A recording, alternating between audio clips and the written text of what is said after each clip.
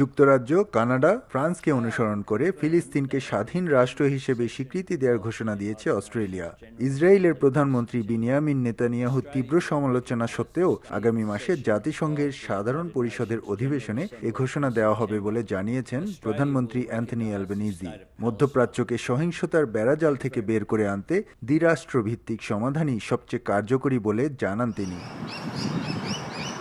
যদিও বিরোধী liberal party অ্যালবানিজির এই সিদ্ধান্তের সমালোচনা করেছে, তবে তৃতীয় বৃহত্তম দল গ্রিন পার্টি এই সিদ্ধান্তকে স্বাগত জানিয়েছে। যুক্তরাষ্ট্র ও পশ্চিমা দেশগুলোর সহোদর খ্যাত অস্ট্রেলিয়ার ফিলিস্তিনের পক্ষে এমন সিদ্ধান্তে বেশিরভাগ সাধারণ অস্ট্রেলীয় স্বস্তির নিঃশ্বাস ফেলেছেন।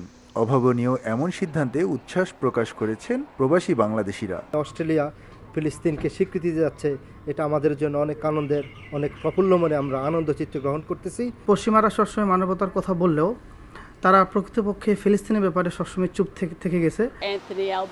ফিলিস্তিন রাষ্ট্রকে স্বীকৃতি দেওয়ার জন্য অ্যান্থনি অ্যালবানিজকে অভিনন্দন জানাই। আমি মনে করি এটাই সঠিক সিদ্ধান্ত এবং এটিই শান্তি প্রতিষ্ঠা করবে। কয়েকদিন আগেই স্বাধীন ফিলিস্তিনের দাবিতে অস্ট্রেলিয়া সিডনিতে আয়োজিত ঐতিহাসিক র্যালিতে অংশ নেন লাখ লাখ মানুষ। এস এম আমিনুল রুবেল, সময় সংবাদ, অস্ট্রেলিয়া।